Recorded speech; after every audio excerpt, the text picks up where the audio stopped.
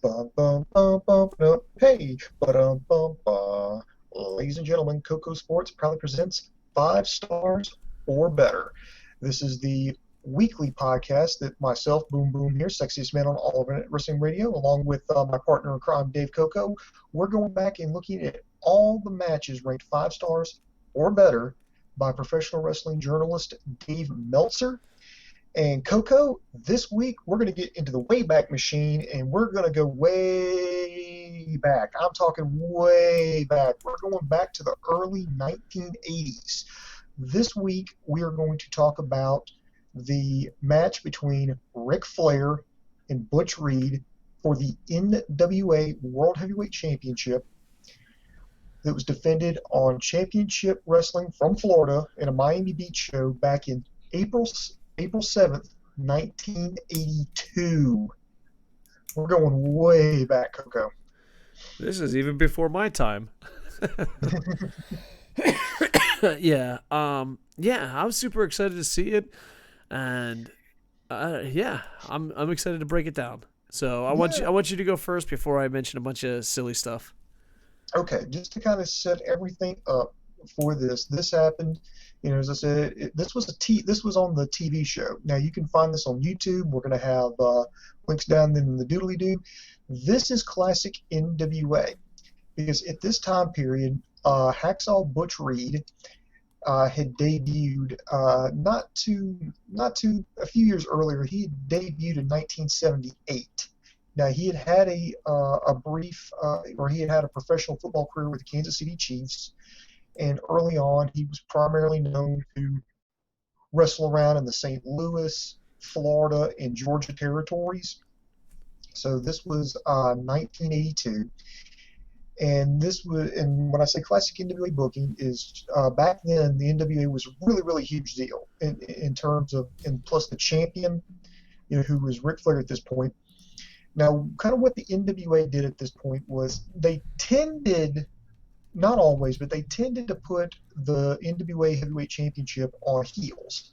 And then you would have the bad guy go around to the territories, go all the various territories, and they would put them up against one of their up-and-comers or their hot shot or whoever their best wrestler was. And they'd have like a big match, and somehow, the heel champion would find a way to retain, but he would put over the babyface.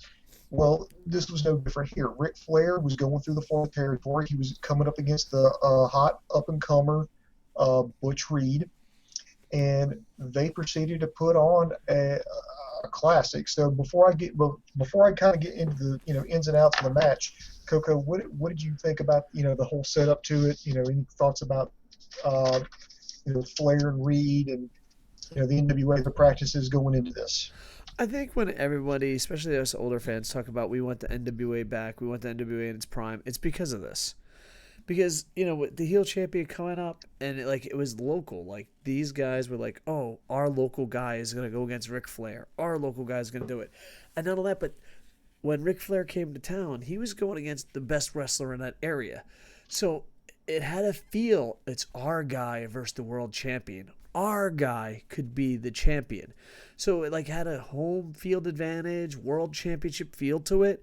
And I think when people say we missed the NWA, we missed that because a lot of the younger fans haven't seen it in its prime.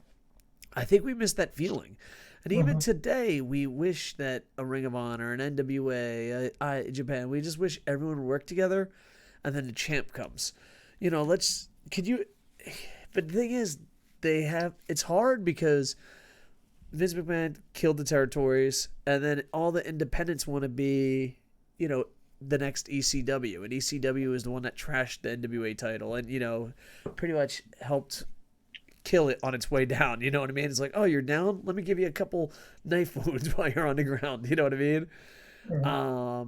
But I kind of missed that, and I wish more people would do it. And I've thought of this a million times. I'd start small or locally. I wouldn't mind, instead of being a promoter, be in charge of a championship. You know what I mean? And then let's just pick, the state of Florida. Just go around to all the independents and just be like, hey, Bruce Santee is the Florida state champ. And when he comes to your town, you have a chance at beating him. And then just, you know what I mean? So instead of running a Fed, you run a championship. And then it's your job to get your champion over. And then it's the Fed's job to get their local talent over. And then you just expand it from there. I know a lot of people have tried this, but it's a feeling that misses. And the thing is, Ric Flair is one of the best wrestlers of all time. And he was perfect for this. He would just go from town to town, going against their best wrestler, giving them hope that they could win. You know, so it was amazing. I do miss the TV format. I missed Gordon Sully. These are things that I really enjoyed. And I missed the small arena shows. I wish a lot more independence. Like a TV studio. Yeah, I wish more independence did it. That's one of the things I did love about the new version of NWA. A TV studio and putting on a great show for the world just seems to be a lot more viable than I got this giant arena and only 10 people fucking went, you know? As a former promoter, I was always like, if I could get a building where it sold out 100 to 200 people or less, you know what I mean? But it looked packed on tape. That is way better. Like the last show I ever did, I think I sold like 500 plus tickets. The problem was it was such a huge fucking building. You look at the tape, the fucking building looks empty. But then if you go in a place and you're like, dude, this place holds fucking 100 people, and then you squeeze 200 in, fire hazards, am I right? That looks amazing on tape. So I hope more and more feds do it. I feel like MLW's close. NWA perfected it and then just got in trouble. You know, I don't know what the situation NWA is, but I don't know. I think independents need to do that more, and I miss it. And when the younger fans go, oh, what do you mean, Mr. NWA? You mean WCW? You missed that feeling, you know. And I don't think we have that feeling. I mean, sometimes smaller independents, if they're smart, will have their best guy go against a Ring of Honor champion or someone that's big, but it's still not the same, you know. So yeah, but yeah, I think that's what people miss the most. All right, go ahead, sir. Yeah, you kind of want to know why they did like the TV studio and a lot of these TV matches, because back in the day, particularly in this point in wrestling, that's how the companies, whether it didn't matter who it was, WWF, NWA, what have you, you made your money by touring. So, but what you had to do was to kind of keep the rest of your audience interested. You had to do TV stuff. So what you do probably like, maybe once a month, you would go to like an arena and you would just tape tons of matches, tape tons of matches, tape tons of interviews, and then divvy that up into I think roughly 4 or 5 weeks worth of TV, and then while that was running, you would go out and go tour. And by the time those tapings ran out, you would repeat the whole process. So that's why you see a lot of the TV studios, why you see a lot of these, arena matches where they did, because you made your money going out on the road and, drawing house shows. But anyway. Can I just add something, sir? Yeah, go ahead. And with the success of WWE right now, doing the Thunderdome and them making huge profits, this might be the way of the future. They're making more money by just staying in that one studio. So, a big possibility, even when everything clears up and we're ready to go again, they might just be like, it's not worth it. Let's just do digital fans, and then you have to pay a lot of money to go see a pay-per-view. It will probably save them a ton of money. I mean, WWE is not a wrestling company. It's a marketing company that tries to rip off stockholders, and this is a way to do that. You know what I mean? So I don't know. Don't be surprised if this NWA stuff is the future of WWE, and then a bunch of WWE fans are like, oh, Vince created it. All right, back to you, Booms. All right, anyway, let's get into the match itself. The match itself is actually a pretty good, pretty solid match. If this was to air on television now, I don't think it would get 5 stars. However, I think fans would be like, you know what, that was a pretty good match. That was a good, solid match, and that's what I thought about this one. It goes in progress. Gordon Solie and Jerry Briscoe are on commentary, so they cut to it. I mean, this is taken from what you see on YouTube. I think it was taken from somebody's VCR. because I mean it's got that old VHS look to it. And if you don't know what a VCR is, kids, consult your local library or ask your parents. Anyway, it starts out with the match is in progress. Butch Reed's on the offenses. He's hip tossing the champion, Ric Flair. They go into a headlock. Reed starts working on the arm. They goes to ropes, rope break. Flair, he goes back on offense, doing that, the signature chops, snapmare, chinlock. They're really slow in the start of this match. They're kind of feeling each other out. They're a little bit of a standoff. Anyway, they start grappling. Flair takes over on offense. He does that, that little knee drop he always does. Does a scoop slam, good enough for a 2. Butch Reed catches a break. He atomic drops the champ. Drop kicks him. He starts punching Flair. Does a very lovely military press slam that was good enough for a 2. Reed's going to go for a knee, but he misses. He's going to try to elbow or knee Ric Flair while he's back in the corner. Flair ducks out of the way. He hits his knee, and they start trading punches. Back body drop. They go for the suplex. Now time's starting to become a factor because this was contested under a 30-minute time limit rule at the time. And so next, you have 5 minutes remaining in the match. Flair takes over on offense. He goes, he takes over, 4 minutes left. Okay, then Butch Reed makes a comeback, does a sunset flip, and Butch Reed, it's like, okay, 1, 2, no. Flair's back on offense, 3 minutes left. Double underhook. He misses the elbow, and now Reed takes back over. He does that thing where he throws Ric Flair into the corner. He does that flip and comes down. 2 minutes left in the match. Reed misses a knee in the corner. Flair starts working on his knee. 1 minute remaining in the match. He locks out. He tries to go on the figure 4. 45 seconds left. But Reed blocks it. 30 seconds left on the mat. In the match. There's an attack on the leg. We're going for another figure 4. 15 seconds left in the match. 10 seconds left in the match. They start trading punches. Boom. Time limit. The 30-minute time limit's expired. Flair is livid. Flair is just, you see he's out. He goes out of the ring. He walks up to commentary where Gordon Soley is. Talk about he's the champion. He's the best. And you know what? He's asking for 5 more minutes. He's asking Gordon Soley 5 more minutes. And Soley's like, I don't have the authority to do that, but everybody's going to have to be in it. You have to get approval. The referee was, okay, referee's like, okay, 5 more minutes. What do you say? Butch Reed's like, yeah, give me 5 more minutes. So boom, 5 more minutes, and we're restarting the match. And they start, going at each other. Flair does a mount and starts punching Reed in the face. Goes for the chops. Butch Reed makes a comeback, hits a cross body. 1, 2, 3, surprise pin, upsets the champion. There's a huge celebration. Butch Reed has just pinned the NWA World Heavyweight Champion. Oh my God, everybody's going crazy. Crowd's going crazy. There are a couple other wrestlers who come out of the locker room. They're shaking Butch Reed's hands. It's like, oh my God, this is a big moment. But Ric Flair goes back up to commentary and goes, no. We're going to go to a commercial. And then when we come back to commercial, Flair's already back up with Gordon Soley. He goes, no. The contract reads 30 minutes, not 35.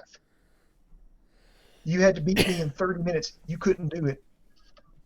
We get 5 extra minutes. After this point, the title's no longer on the line. So Ric Flair retains the championship. And Butch Reed gets the win, but he doesn't get the championship. And Ric Flair is completely incensed. After that, he put a $10,000 bounty on his head because he didn't want him to be there next time. He came back to Florida.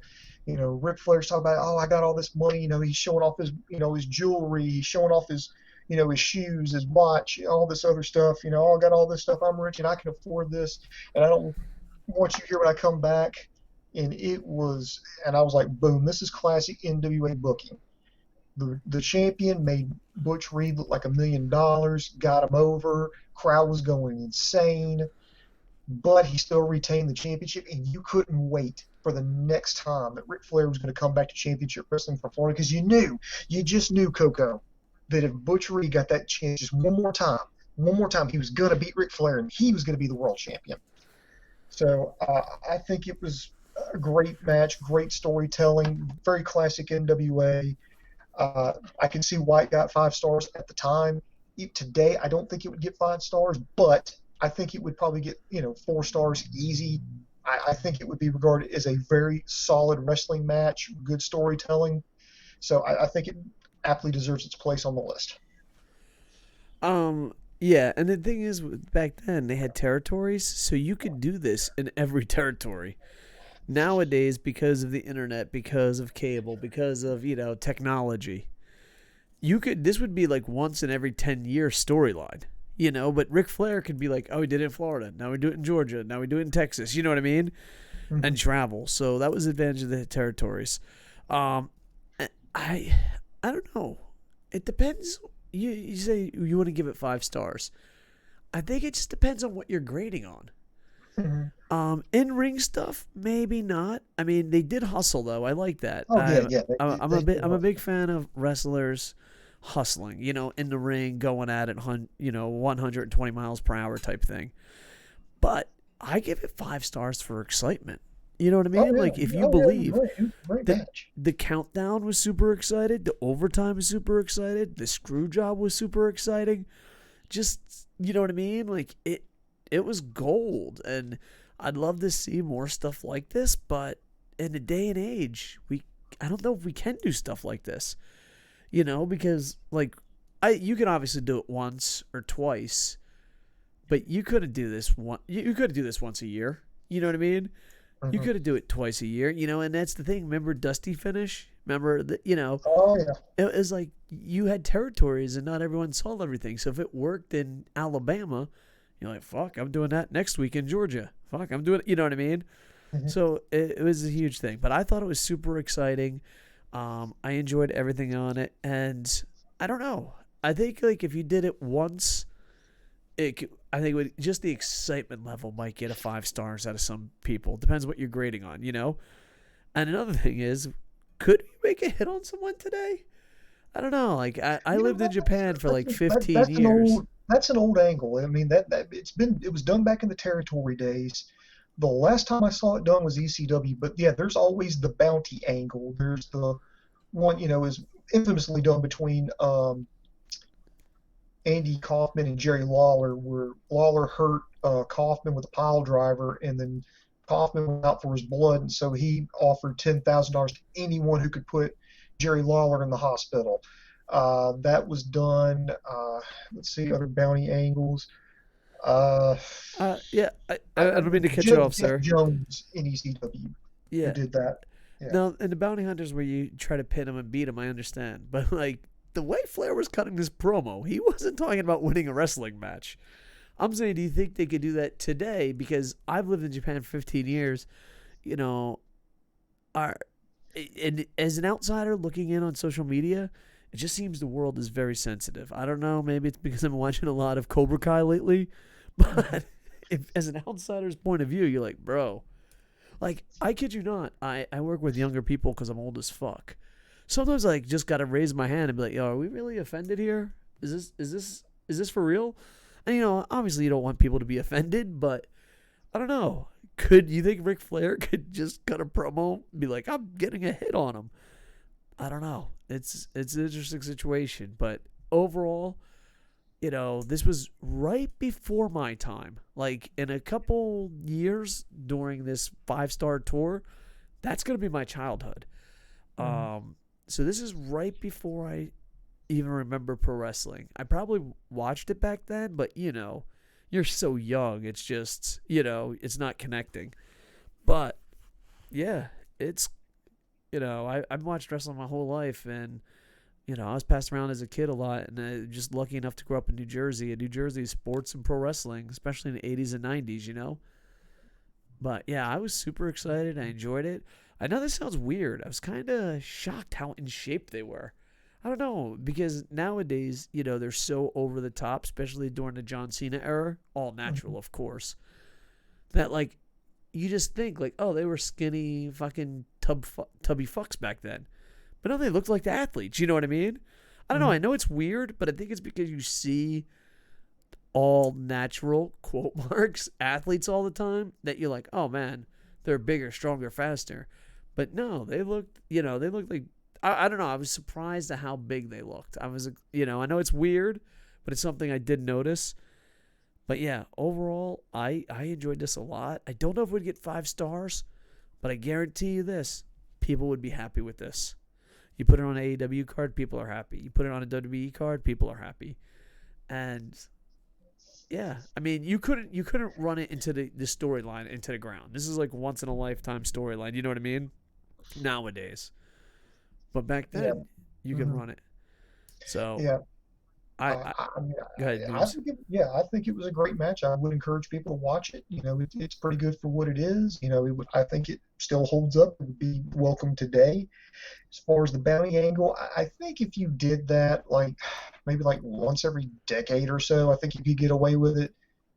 As far as the finish, where I'm gonna well, you actually know you could still do that today because I mean AEW still in New Japan still run time limits, so I can imagine something like the heel champion, he's up against like the underdog, and the underdog takes him to the limit, takes him to the time limit, and he's incensed because he was supposed to win, he was supposed to beat him because he's the champion, he's the best, and I can see his pride getting in the way of him. He goes, you know what, 5 more minutes, I can pin this little punk within the next 5 minutes, and then the underdog beats him and then he goes over, but the champion still retains. I could totally see something like that happening today and have that work. I just don't think you could do it too often. Yeah, exactly. I agree. Yeah, overall, I really enjoyed this. I don't know. I say it's 4 or 5 stars, but everyone leaves happy. Mm-hmm. I think, Now, and that's a good thing to have. But now, yeah, yeah. As far as now, what happened after this? Let's see here. Flair would eventually come back. Uh, Reed would just he would light a fire under Reed. Reed would literally tore into him. I mean, I'm talking like tearing off his clothes. I mean, just going heap shit on him, just tearing off his shirt, tearing off his trousers. I mean, he was basically running around in his tights. I mean, I mean, the whole crowd was going crazy. So that really catapulted, Butch Reed into stardom. Now, as far as what Butch Reed did after this, now he would leave Championship Wrestling from Florida the next year. He would go to Mid South Wrestling. He would pick up the name Hacksaw Butch Reed, and then he would team up with the Junkyard Dog. He would face a then heel Hacksaw Jim Duggan over the Hacksaw name. Um, okay, seriously, we have to find the footage of that. Everything you've said uh, in the last 10 minutes sounds absolutely fantastically amazing. yeah, and then afterwards, Duggan would turn face, and as a result, Butch Reed would turn heel, with Duggan, being able to keep the Hacksaw name. He would turn heel on his partner, the Junkyard Dog. Those two would constantly be opponents for each other for the years to come. Reed would go to the NWA Central States in '86. He would go to then the WWF from '86 to '88, where he made his pay-per-view debut at WrestleMania 3, and then wrestled, I think, one of his last pay-per-view match for WWF at WrestleMania 4 when he was eliminated in the first round of that championship tournament by Randy Savage.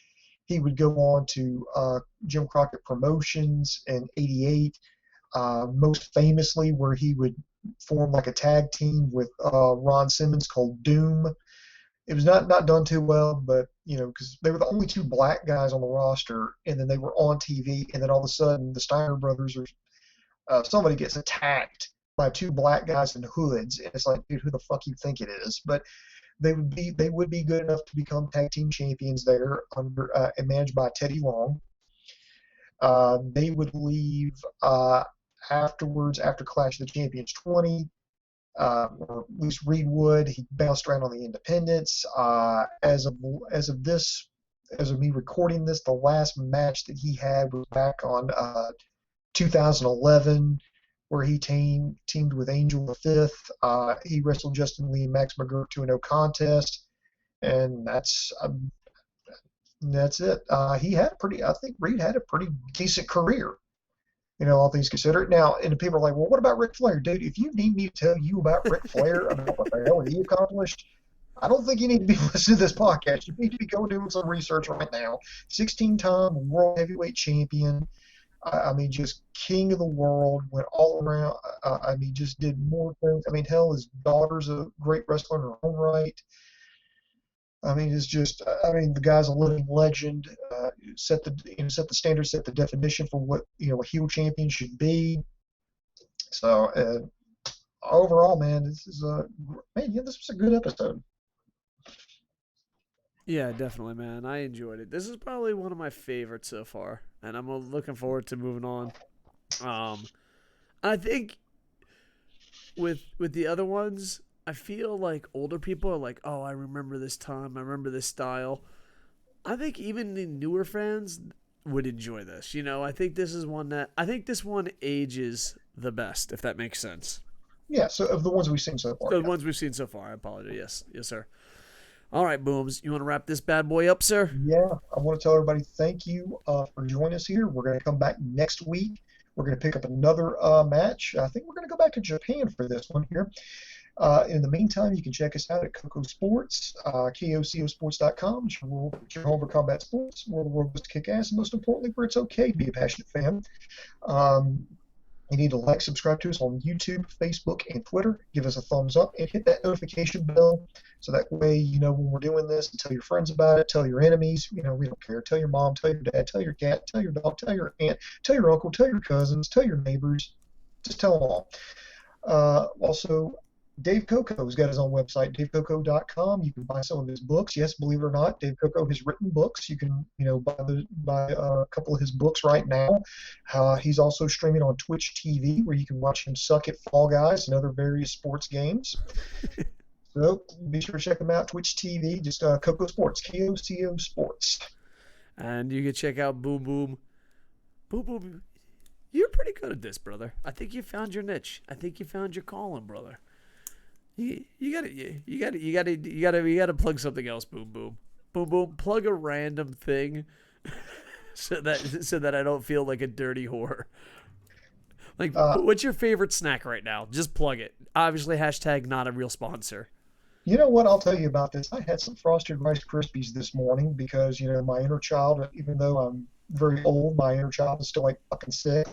And so I like to have a nice bowl of cereal. So this morning I selected Frosted Rice Krispies because the Snap Crackle Pop used to be the sound of my cereal. Now it's the sound that I make in the morning. All right. Like, comment, subscribe. Love you guys. We're going to try our hardest to make more and more content, but it will be a slow burn. It will be a long process, but the minimum, we'll have one of these out a week. At least that's what we're trying to tell each other. All right, Booms, thank you as always. Love you, brother. Internet Infantry for life. And with that, I am over. Hey, but bum bum.